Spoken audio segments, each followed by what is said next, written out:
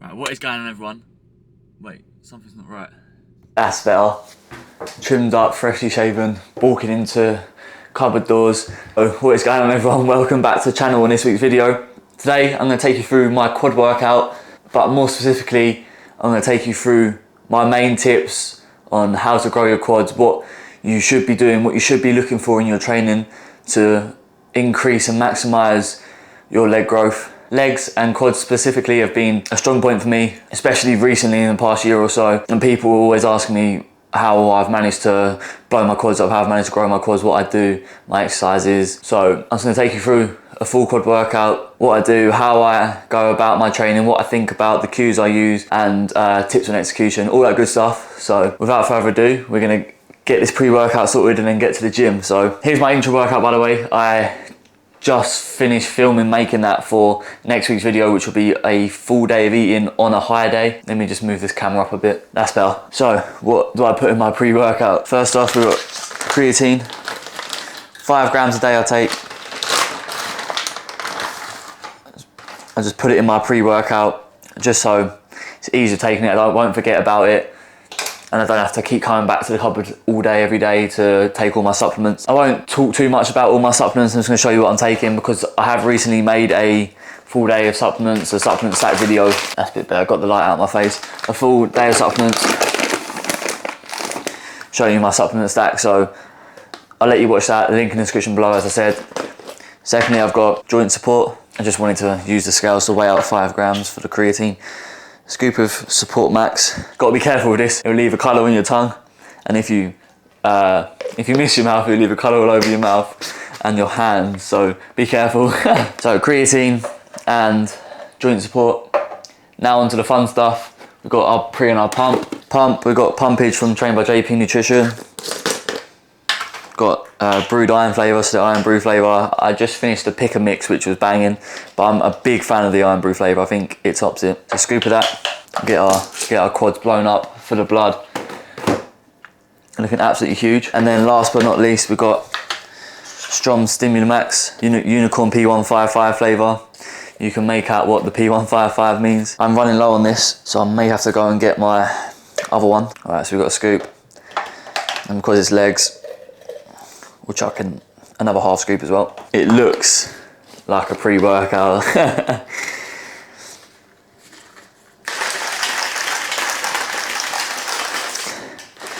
Give it a shake. So I've got my pre-workout and my intra-workout, one water, one with my intra-workout supplements. That is all. The leggings are on, so it only means one thing. It's leg day, and I'll catch you at the gym.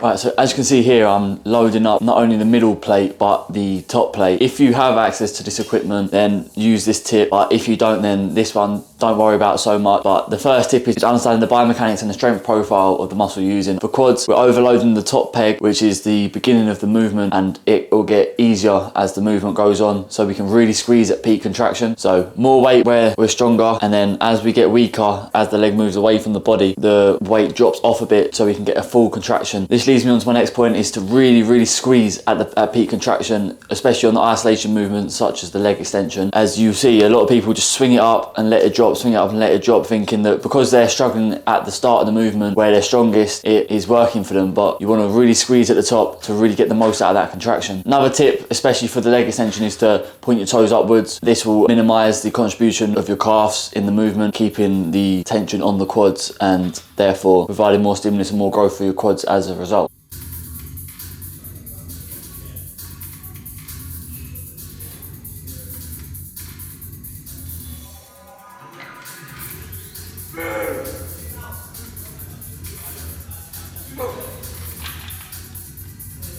Secondly, you can see I'm moving on to my first compound movement, which is barbell squats on this training program. I'm going to get the obvious out of the way here. Go to depth, don't cheat your reps because you're getting rid of range of motion. Getting rid of range of motion is getting rid of opportunity for growth. As you see, I'm also keeping constant movement. So I'm not stopping at the top of the squat and I'm taking the tension off the quads. You'll see in my top set, I will do so because when it gets heavy, I will struggle to get the reps out, but you want to keep the constant movement as much as possible and really keep tension on your quads. You also don't want to drop into depth, you want to control it down into depth. As you can see, I'm not going super slow, I'm not over exaggerating it on this because I do like a bit of grip and rip and get some weight on the bar, but I'm not just falling down and catching it with my knees and my lower back. I'm controlling the weight down and then getting in that hole and shooting up. I'm not bouncing too much out of the hole. I won't sit in the hole for too long either. I'll just get down and come up again.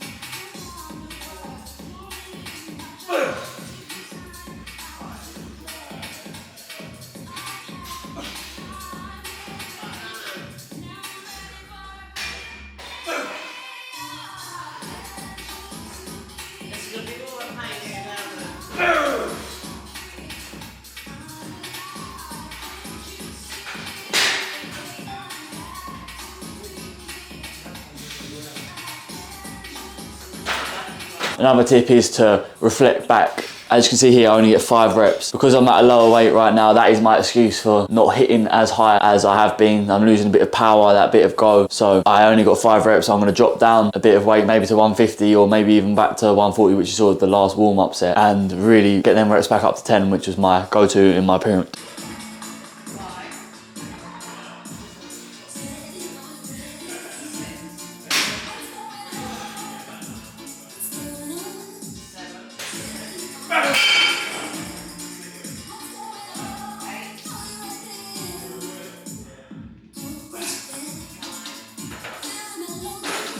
Next we've got the hack squat, and you see I'm still keeping constant tension. I'm not standing for too long at the top of the rep. As you'll see in the top set again, I may do so when I start to struggle, but I'll do as many as I can in that constant tension. As you saw my last rep of my first warm up in the pyramid, I sat in the bottom of the rep for a little bit before finishing the set. This is just to really teach myself where I need to be and where I need to stay to really get time under tension in that length and range. So sitting at the bottom of the rep on this, whereas it's not too safe to do with barbell squats and free weights, when you're on a machine such as the hack squat, you're safe. Your back's against the pad, so you're not going to struggle to wriggle around. You're not going to get the butt wink because you're firmly pressed against the pad.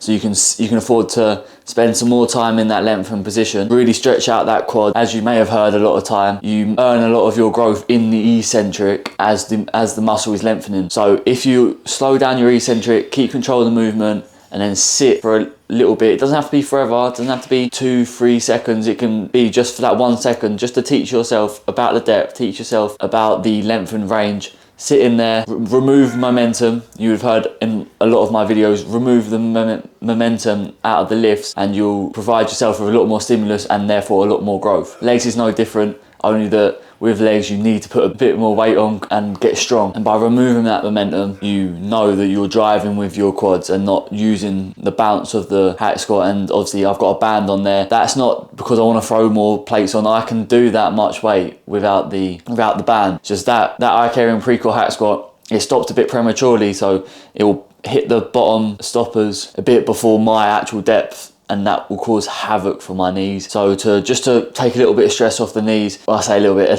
it takes a hell of a lot of stress off the knees, just in that compromisable position. So I can sit in it and not age my knees by 50 years each rep I do after I've removed the momentum. So we move into my fourth and final pressing movement. You'll see here it's a different approach to the usual pyramids, as I'm only programmed 2 sets for the leg press. I'm still relatively new to using this hip press, as I've been using the one that you can see next to it, maybe where my head is, the regular leg press. But I felt this one is a bit easier on the ankles, so I can get into that depth, that ankle flexion, that knee flexion, to really put more tension on the quad without causing my ankles to feel like they're spraining. So I did a couple of reps with 2, 3, 4 plates, and then as you see I've moved on to 5 plates, which is a new high for me. I'm still keeping the eccentric slow. They get a little bit faster on my next set, which you'll come to see, but I'm really bending my ankles, bending my knees to get that stimulus on the quad, letting my calf touch my hamstring to really get that full knee flexion and get that full range of motion before I shoot up. So I did a top set there of 10 to 15 is the program range. I got 11, so I can stay that way and try to go for 12 next week, which is another tip that I want you to use. Track.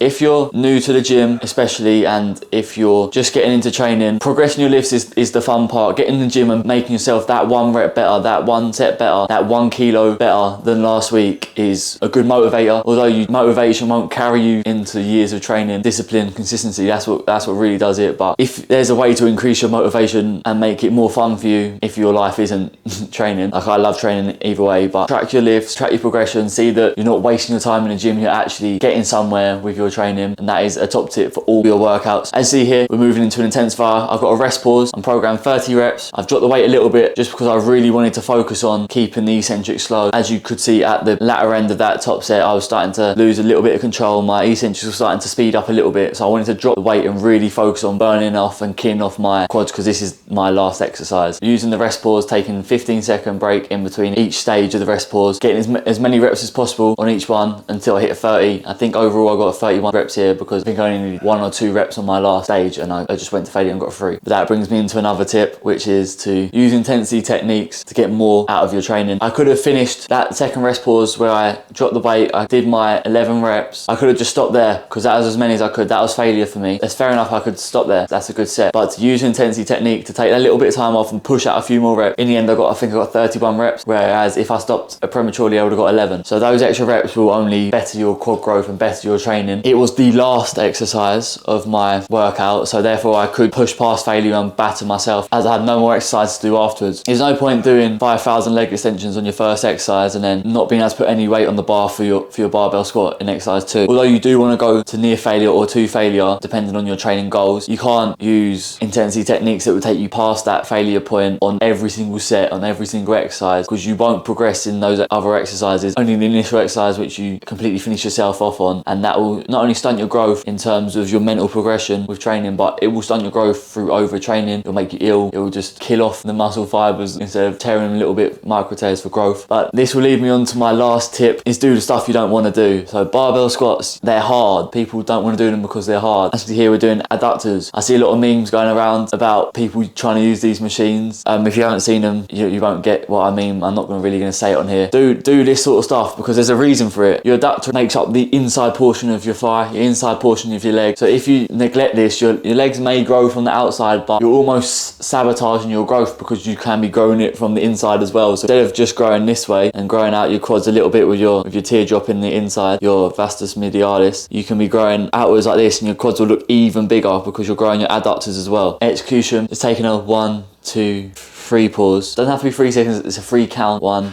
2, 3, pause to remove the momentum and make sure my hips aren't taking over the bounce back in. I'm solely driving with my adductors. Close in, hold it for a second there, just so you're really squeezing in with your adductors and not just, similar with the leg extension, you're not just flicking up and dropping and cheating yourself out of that last bit of the rep. You're making sure to squeeze the muscle, teaching yourself what the muscle should feel like on a peak squeeze, so that you can take that information and mentally be able to incorporate it into squeezing it more innately in the future. Use your knees to push, not your ankles and your heels, because you'll feel you're using more of your calf to drive it in rather than the intended adductor. So that is that for quads. On my quad day I had half-hour cardio on the stairs, so I already had a calf pump. I throw in calves after cardio, just this pyramid that you're going to be shown here, after quads on a Sunday, after arms and hams on a Tuesday, and after back on a Thursday. Just get a bit more volume in on my calves. Calf training in general, what you want to do is take it slow, be purposeful with your contractions, because the calves are very explosive muscles. They're meant to shoot up fast, so just using what they're used to, the fast twitch fibers, you're not going to grow as much size on them, so you want to take it a bit slower and really force the muscle to contract rather than using its explosive properties. Come down slowly, sit in that hole for a second, come up, sit down in that hole for a second, come up. When you start to struggle and you can't get to the top, you'll see I do some little bounces. So I come up as far as I can and I'll bounce it up to the top and hold it and then come down again. It's a good technique to make sure you really do squeeze at the top of the contraction. When you're doing it and you start to slow down, come up as far as you can with that controlled pace and then bounce it up and hold it. Don't just bounce it up and drop again and use momentum, because you lose the tension.